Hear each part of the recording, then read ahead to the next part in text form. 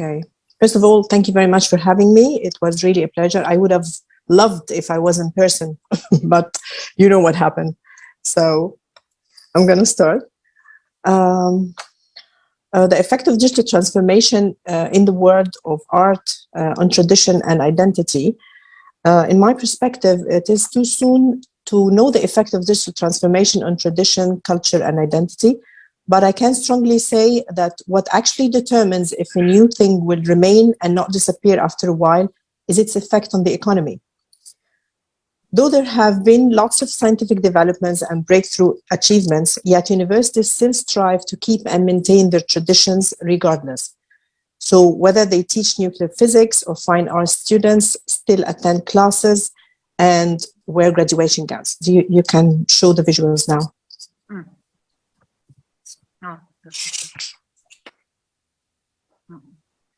Oh, just a sec.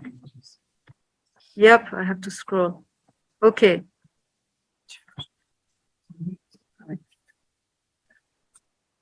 Is it okay, or we go move down? Move down, because I think there were around 3 visuals there. Yeah. This, you have to stop me. No, go ahead, because they attend classes from Plato's times up to now, and they're still now they wear graduation gowns. That's it. And just like academic fields or any educational field try to maintain their traditions, so does any other field or community. And so, for instance, taking a closer look today at fine art field, visual arts, which is mainly represented by drawing, sculpture, and music, it has gone through many modifications. I recall not so long ago, people or artists used to draw and paint ambiguous things and shapes or even spots. Can you show the next visual, please? It was just there for its own expressive purposes, yet it expressed a statement or maybe even represented the society back then. That has been a phase.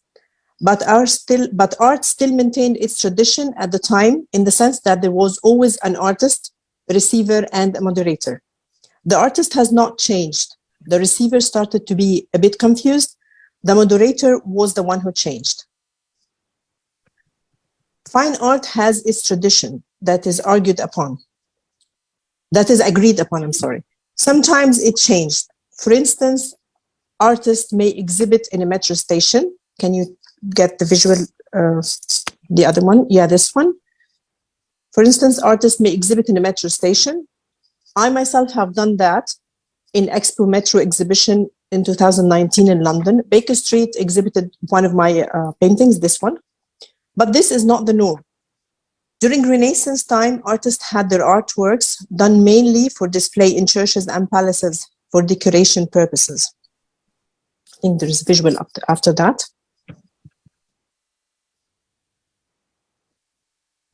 Another one. 2 visuals. That, I'm sorry. It's okay. Okay. But nowadays, sadly, most artworks are made with the mindset of selling. Profit became the motive. So how did technology affect us? 100 years ago, before the radio invention, people used to enjoy classical or fine music only when they go to theaters or the opera. But after the invention of the radio, the need to go to the opera became no longer a must to enjoy the orchestra.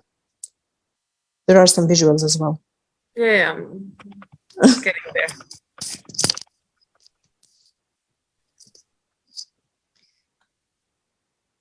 So in that case, after the invention of the radio, the need to go to the opera became no longer a must to enjoy the orchestra. So in that case, technology contributed positively in allowing more audience who cannot afford to go to the opera for one reason or the other to enjoy music. During the 20th century, filmmaking has started and technology has affected it dramatically. It transformed visual art from the static picture into a moving one. You can get the horse visual now. Then music was introduced into movies, followed by the actors' voices. So technology transformation in that case created art that has not been there before. Photographs have turned into a movie, which we know now as the cinema. But cinema started as a capitalistic means. It wasn't created for mere entertainment. It was purely created for profit making. On the same note, NFT has also been created to make profit, not entirely to serve art. In fact, it's like a side effect to cryptocurrencies. Another example for digital transformation was a few years back when the computer managed to make music into techno. But did that affect folklore music in Brazil or in Lebanon? The answer is no. With the invention of computers, it was proven that computers would compose music, but it will not affect it. That contributed to the fact that art is a human product, and that is an absolute rule. Artificial intelligence cannot create art, and if it does, it will be lifeless. So when technology was introduced ages ago, and the radio was invented, the effect was positive and drastic. And as it enabled someone in the desert, there's another visual, to listen to Beethoven rather than dressing up and going to the opera. And instead of just 1,000 watching Beethoven playing live, millions heard it through the radio. Also, cinema managed to fuse many arts together as a digital transformation. So we have performance art, vocal arts, musical arts, and many more. Cinema fused almost 8 kinds of art together to introduce one new artistic experience, which are the movies. Referring to those examples, technology has not only affected art, but it was responsible for the rebirth of other kinds of arts. In both cases, the effect was positive. The radio, music, and cinema show that technology can become a fertile environment for other arts to grow and even have other branches. So we don't only have the movies, but we can have short movies, documentaries, and many other varieties of arts were created. Then telecommunications, there's another visual. Telecommunications collected all the effects mentioned before. It took the positive effect of the radio and enabled people to find platforms to be reachable through what we know now as social media, which became a fertile environment for new arts to flourish. Direct contact between the artist and his audience has helped the artist to learn, grow, and develop. This is an artist demonstrating her drawing technique, of course, on Instagram. So this is the direct contact between the artist and the audience. The question now is, will NFT limit itself as a financial transaction, or will it be an effective factor in art? And will it lead artists unconsciously to paint and produce art just so it could be turned in and used into NFT? The question still remains, will the digital transformation create art that was never there before? Will it be a positive impact? Will digital transformation follow the footsteps of the cinema when it fused many arts together? Will it be responsible for the rebirth of new arts? Is it going to make art more spreadable? Is it going to make artists immortal? Which effect NFT will have on us, as it will start new rules and traditions? NFT will be the income, the means, and the target. But if NFT follows the footsteps of the cinema evolution and recreates new arts, then digital transformation will definitely affect and impact traditions positively, as it will become like an incubator for new arts to be nurtured. Or will NFT restrict itself to its original identity, which is the financial transaction?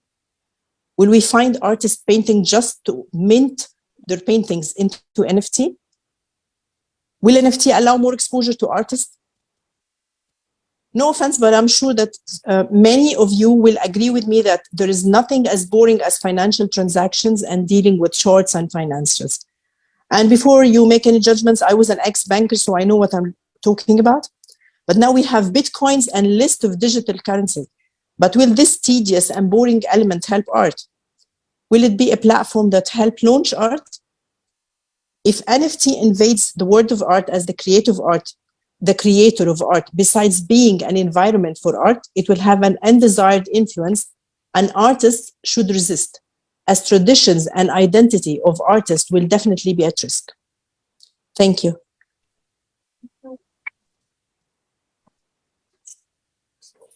Thank you for being so timely. You were Yeah, I timed myself. less than 10 minutes. We're going to move on to our next speaker, Anne Gerlib, who is going to talk about Pas de deux, how duets and collaborations as an artistic practice conquer digital platforms.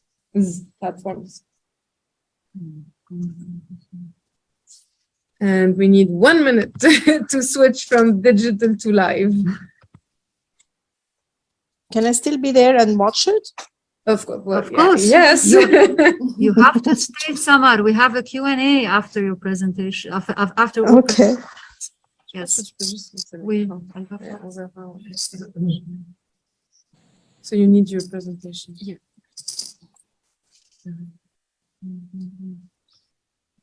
Thank you. Yes. No, you have to do that. Okay, I think is it stopping or is it automatic? Okay, let's see. Okay.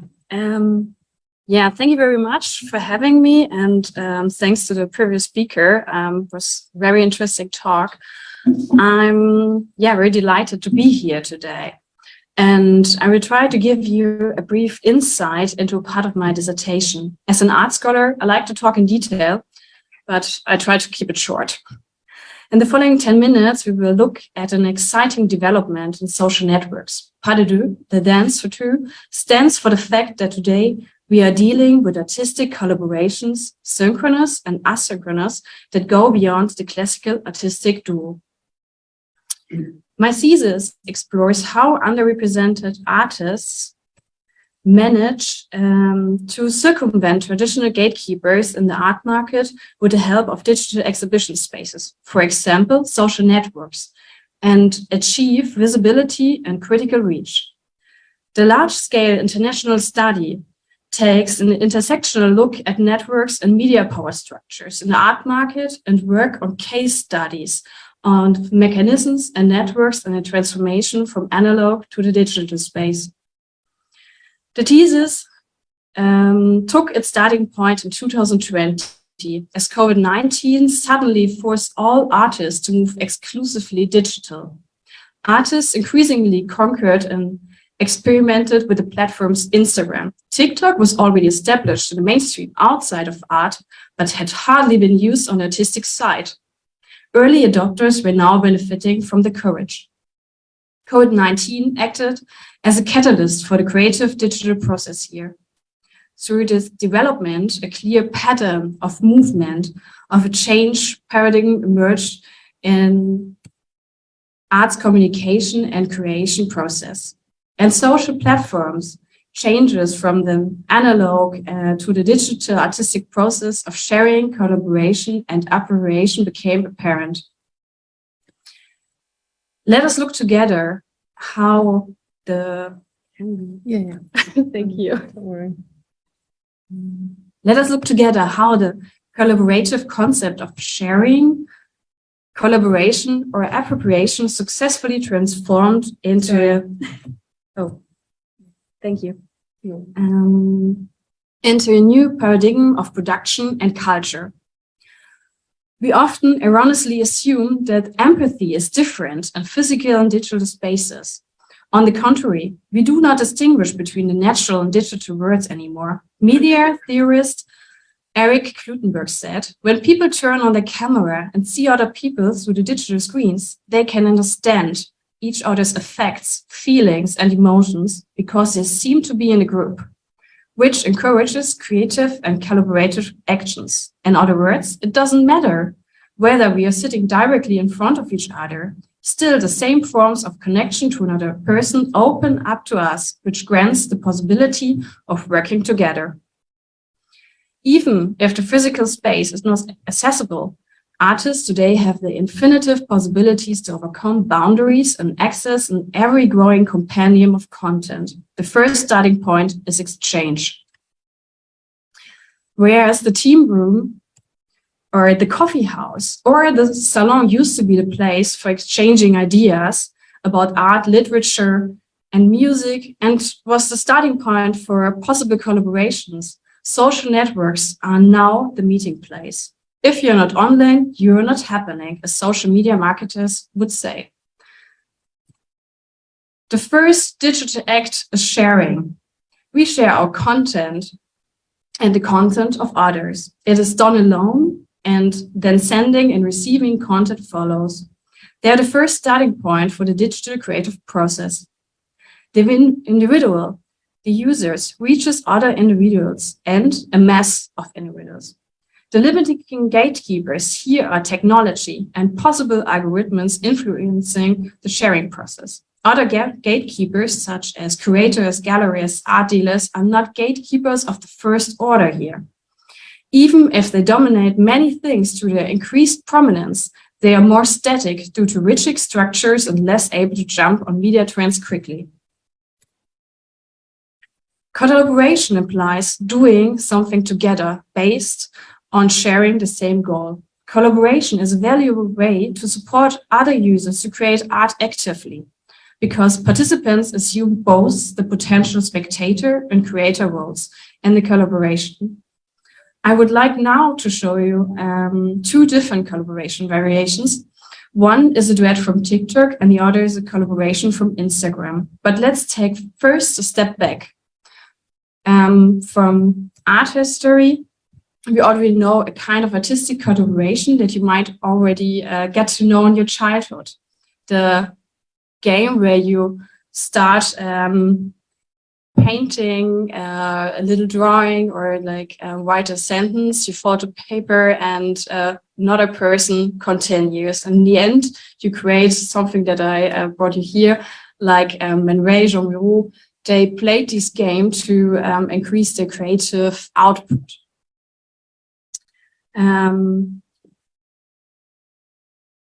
TikTok gives users the possibility to create duets in the same manner like the Cadavre Exquisite from Jean Miro, this group here.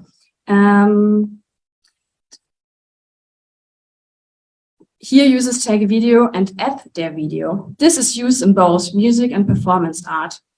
Daniel Meersluft filmed a parody of the musical New York Summer with the green screen, inserted himself into a supermarket background, and sang his version of the musical as part one.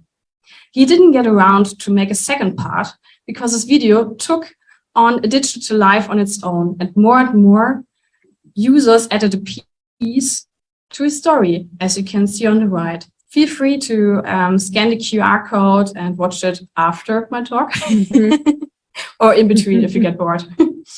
These videos, if not swiped away, are in a constant loop, repeating themselves and messaging the message into the spectator's mind. They are creating a new form of creative paradigm and language and changing the young generation's storytelling and creative engagement approaches. Duets are the innovative feature on TikTok that focus on collaboration like no other. Artists discuss the works of other artists, create joint performance, use activation strategies that we already know for memes and digital political engagement. We find other forms of digital collaboration on Instagram. In 2020, with the onset of the pandemic, East European artists Anna Hell and Natalie Dreyer launched their digital self-exchange. The elaborated self-portraits in their rooms sometimes appear surrealistic and invite us into a very intimate situation. Both artists are united and pursue a common goal. The photographs work of the self-referential ductus of social media, but put beyond it. Unlike the TikTok example, it is apparent here that the point of aim is jointly decided. Therefore, we can distinguish between a synchronous collaboration via digital channels and asynchronous collaboration as on TikTok. Asynchronous collaboration has a much higher reach here because the radius of action was not clearly outlined beforehand. The third form, and thus the last for today, and I hope I still have some time left. Okay, is appropriation. It is known in art and art history as it refers to the practice of artists using pre-existing objects or images in their art with little transformation of the original. In the context of social media, artists have huge image archives at their disposal as well as video materials, which they use as a base for their work. Saudi Arabian artist Hassan al-Thaibi experiments with emotion glitches and distortions of collected imagery from social media. In this case, Instagram. Her work examines the notion of gender, masculinity, and self-representation on social media and the Gulf countries' ever-changing cultural and political dynamics. She connects the digital space with the analog and shares the acquired images online. Due to time, I skip one other example. These forms of appropriation represent asynchronous anonymous operations because the source cannot be really identified. The photographs are withdrawn from a maelstrom of seemingly anonymously images data. Consciously oppose the documentation of the originator and recognize everything in the digital universe as a construction kit material that tends to be worthy of art. The dance of two, the pas de deux, is the digital space opens up artistic collaborations for artists in different ways. Before the digital revolution, fixed collaborations had to be made, and these were primarily directed in synchronous works. Now, the digital realms offers artists asynchronous cooperation on an anonymous basis. In contrast to the purely analog collaborations, the critical approach is that they enable almost unimagined creative strategies, unbound by physical locations or visa status, depending only on a minimal technical requirement, like a smartphone with a camera. All of this allows artists to create works that go viral, both inside and outside social media. To what extent this significantly changed the contemporary art market has yet to be examined. Thank you.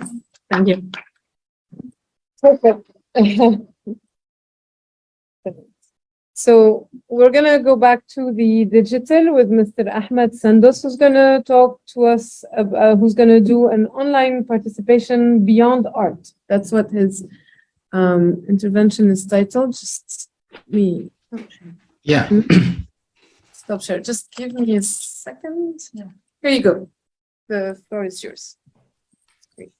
Yeah, allow me to share my screen. Just 1 second.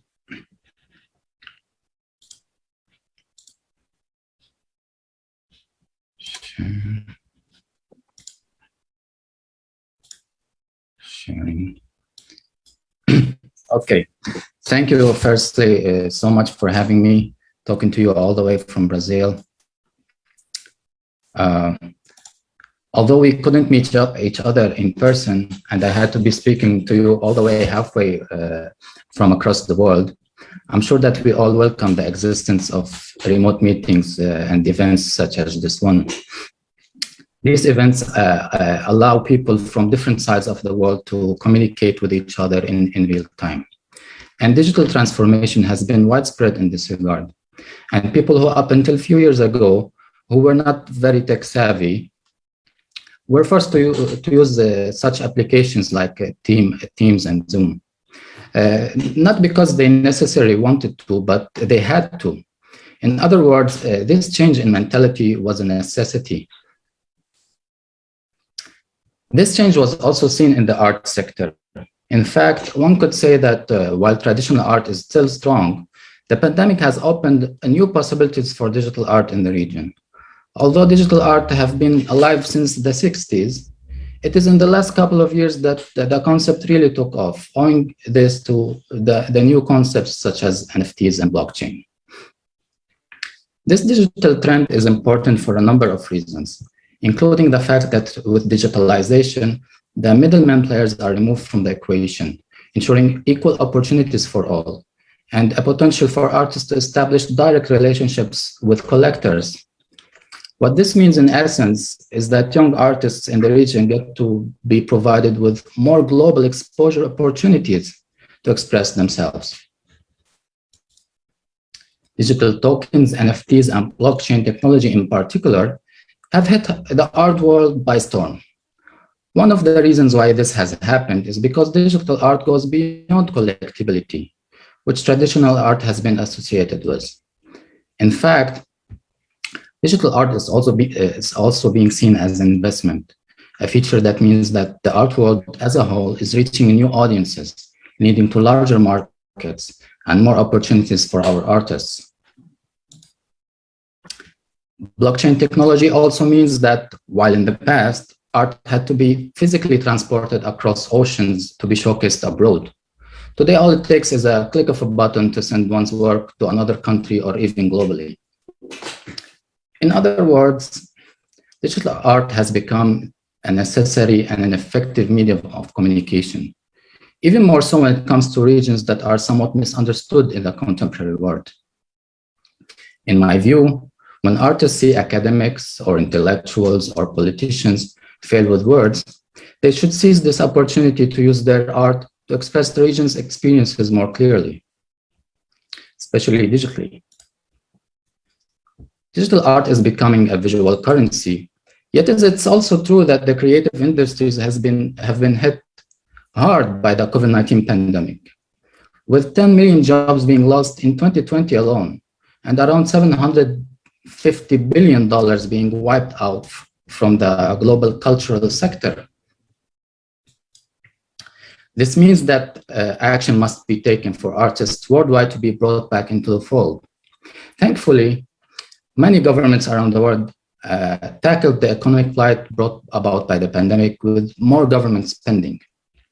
But now it's time for governments to embark on similar program when it comes to cultural and art sector as well. New technologies are showing up in the art world as we speak now, with younger artists being protagonists in this regard. Within itself, this is enough to convince us that digital art is the future and that we need to invest in it today. In older times, cultural experiences used to be limited to particular physical places. However, advanced virtual environments have increasingly facilitated conversations, experiences, projects, and trade in today's world. This is even more so when it comes to the metaverse, a concept that creates parallel virtual worlds, enabling concerts, exhibitions, and other events to take place virtually. The metaverse is expected to revolutionize the art world, allowing people in Rio de Janeiro, New York, or Shanghai to be brought together in one arena, enjoying the same art. And I believe that strength is still yet to be realized in the years to come. With that being said, we need to ensure total digitalization before we'll be able to reap the benefits of the metaverse.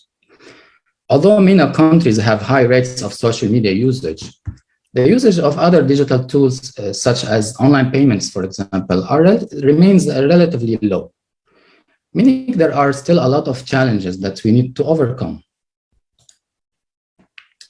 The economic benefits would be extraordinary if digitalization were to take place.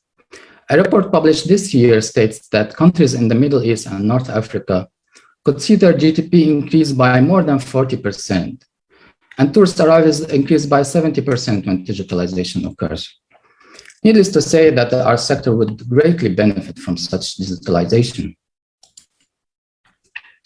However, digitalization should not be seen by itself, especially when it comes to countries going through a digital paradox where certain digital tools are being used while others are not. On the contrary, I would say digitalization in MENA region needs to be accompanied by various educational programs and campaigns that helps people gain trust in using and adopting these digital tools.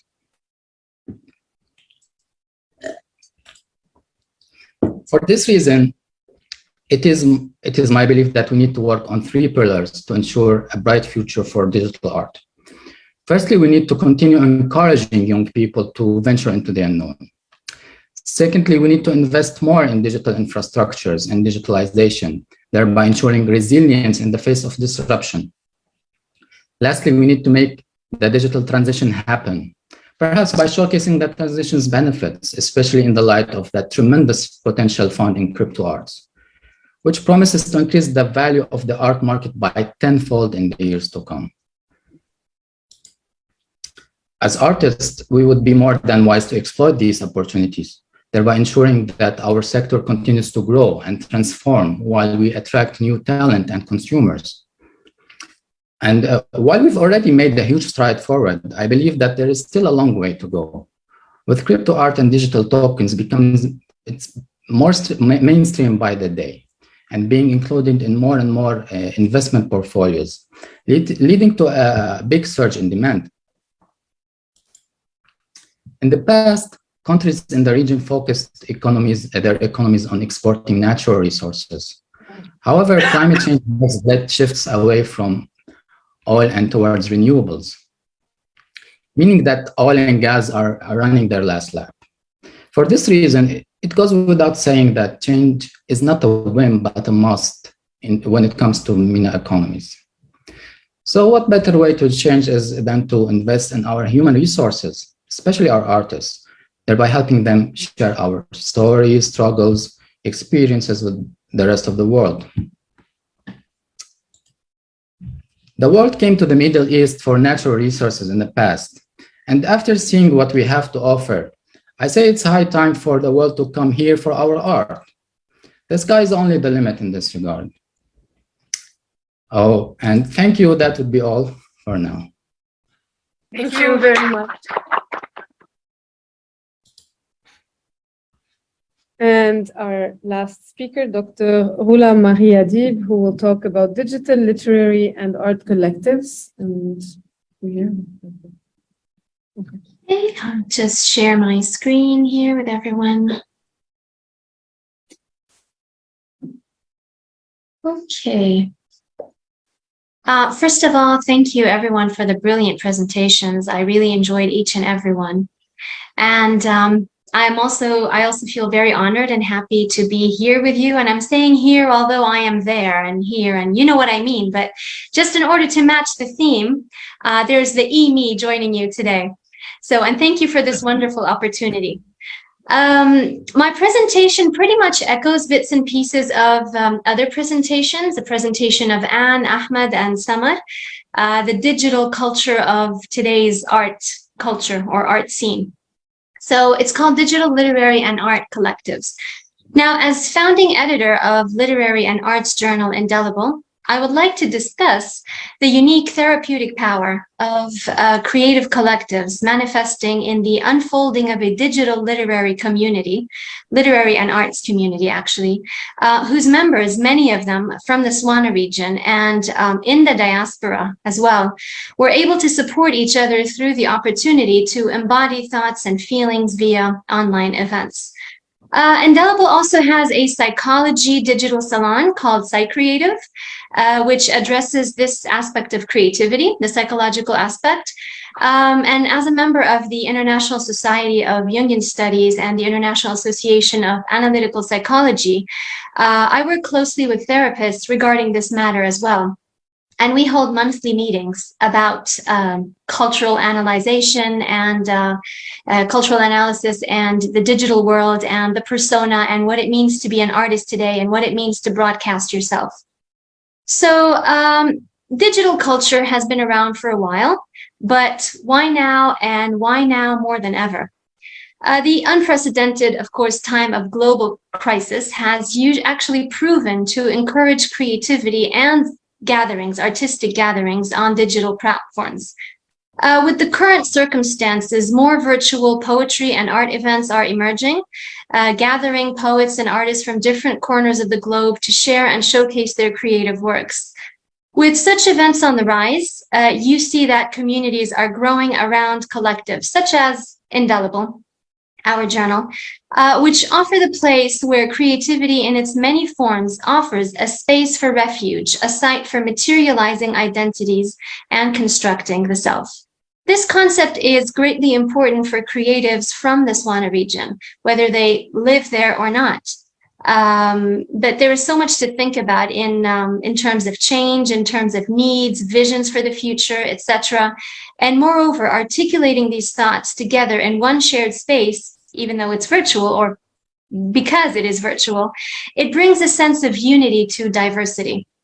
Now, Indelible has hosted and featured the works of numerous creatives from the Swana region, many of them being in the diaspora. This is a short video that has clips from different events.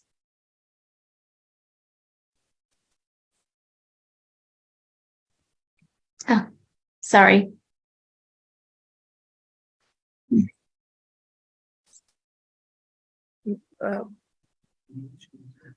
Hold on. Me? Sure.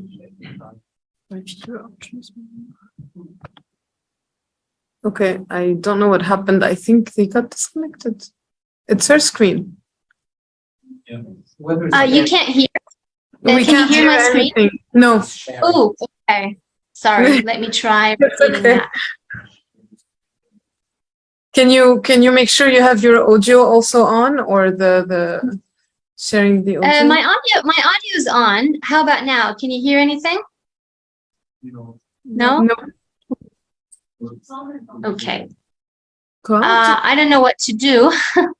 Let me Hold on. try again. Whoever is sharing the video, let them click on share audio. Can you click on share audio When you also share. when you share, when you start sharing? So When I share. So I'll stop sharing yes, share again and and then then. computer audio. Share computer audio. And try. Oh, okay. Yes. Yeah. I didn't know about this button. Thank you. Thank you. Okay.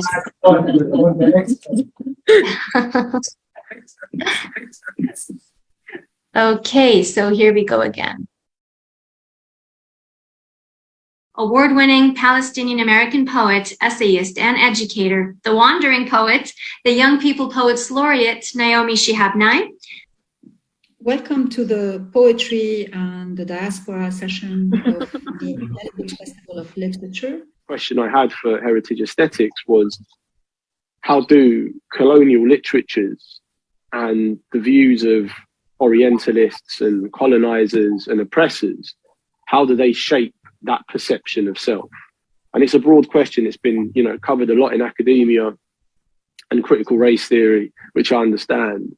But I think for the Cypriot experience, I'd never really read a book on how that was kind of covered. So that was really my starting point for this book. On our shoulders, we carry history in our hearts. We've carried ourselves over mountains to end up drowning in the sand. This is an old, old war. This is an old, old war. Blame us for the drought. Blame us for the thunder. Blame us for the waves taking us all under. Burn us for your palace. Burn us for your crown. Burn us for our bodies, taking us all down. This is an old, old war. Share the lush ruby red petals of Phoenician apples. I wanted to read today from some work in progress on a Lebanese verse novel, which is titled The Seed Never Dies.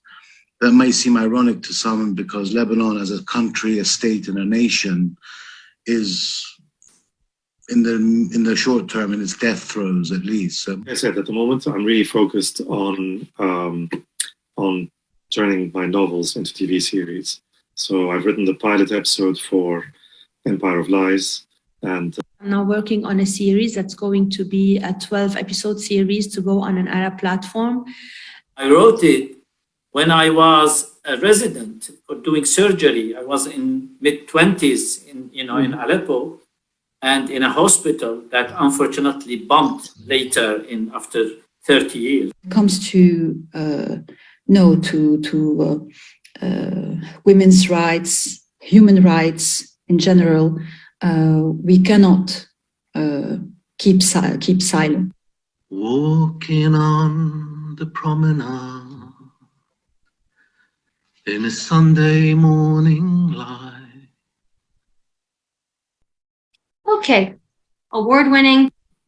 So, this is not only a time of crisis, but unsurprisingly, like many previous historically significant times, this is also a time of change. So times of crisis are usually times of change, of huge transformations. This is when the world usually breaks free from so many things like stale and rigid traditionalism, and the world daringly experiments and explores with new ideals. We're all learning how to cope with what has become and with what is becoming. It can be exciting, it can be scary, it can be devastating, it can be all of those. So there is so much to say and feel. So much anxiety, lots of group thinking, many shared concerns during this time of change. And creatives translate this in different and yet similar modes of expression to one another. The way we present ourselves, our internalized experiences, is greatly important. It teaches us. It teaches us about ourselves, and it also teaches us about others. So it's times like this that often brought artists together. So as you can see here, you might recognize some of the groups that formed during the World Wars. So we have Dadaism, Vorticism, Surrealism. We also had the pen form, الرابع القلمية, as well. So with Gibran, Khalil Gibran, and Mikhail Naimi. So, however, this could be similar and yet different, because now we have the internet. Now we have this. This is our pen form. This is the way that we meet right now. And, you know, fortunately enough, to be with Gibran or Naimi or whoever, or with the Dadaist and Cabaret Voltaire, or with André Breton and the Surrealists in a Parisian cafe, you don't need to be in Paris or in Zurich or in New York or anywhere. You could just simply be together in this intimate space that is offered to us through the digital culture.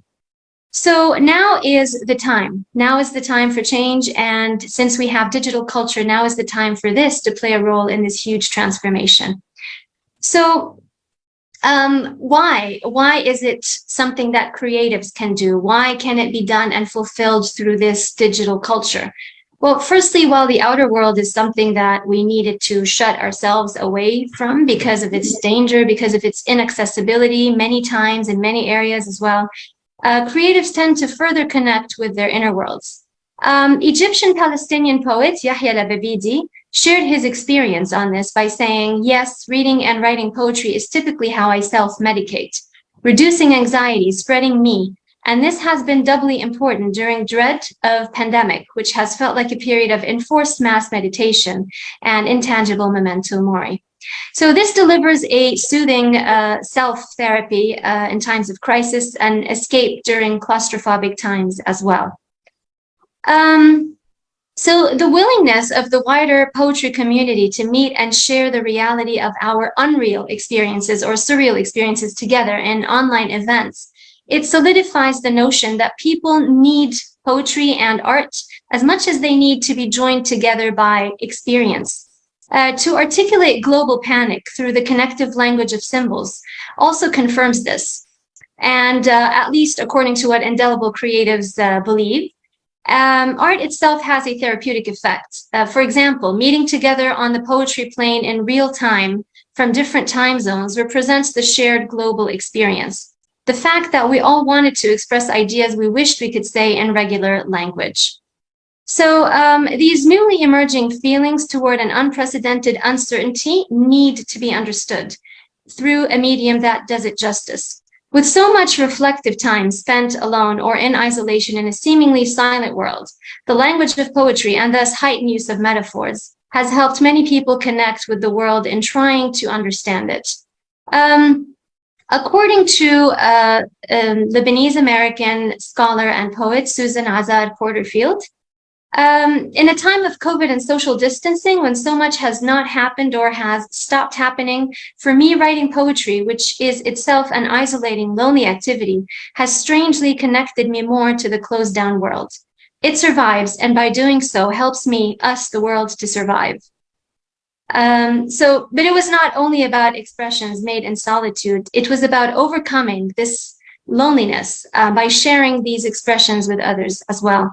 So there was a need not only for the figurative language or the symbolic language of art, but for sharing this process of translating experience with others and for making this connection in socially connecting and sharing these experiences on the affective and imaginal levels through technology and digital platforms like this one. So people need reassurance, they need company, they need to share ideas, nostalgias, fears, hopes, which is really an exchanging of lenses. This is a type of breaking bread, if you want to call it. So yeah, I cannot but share a quote by Carl Jung here. But sometimes we just need to grasp things without understanding them rationally. So this again, you know, the shared space that is carved out through digital culture, it allows this to happen. So It is a time of transformation, and to be broadcasted to the world through poetry is in itself a transforming act.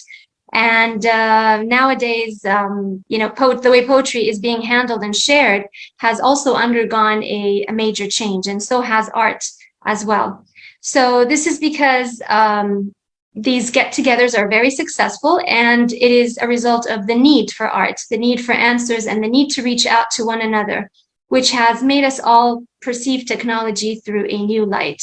And this, of course, brings truth under the umbrella of poetry, the pandemic, and crisis. This is a very short poem that Poet Laureate Naomi Shihab Nye shared with us during the Festival of Literature. And this is the end of the presentation. It's called My Father on Dialysis wrote a book about Palestine called Does the Land Remember Me? He wrote it in longhand on scraps of paper as his blood filtered through the big machine. He was not afraid to watch it circulate. Nurses and aides asked him, "What are you doing?" He said, "Planting a garden of almonds and figs, dipping sprigs of mint into glasses of steaming tea, breathing the damp stones of my old city, pressing my mind into the soul of an olive tree." Thank you all so much. Thank you.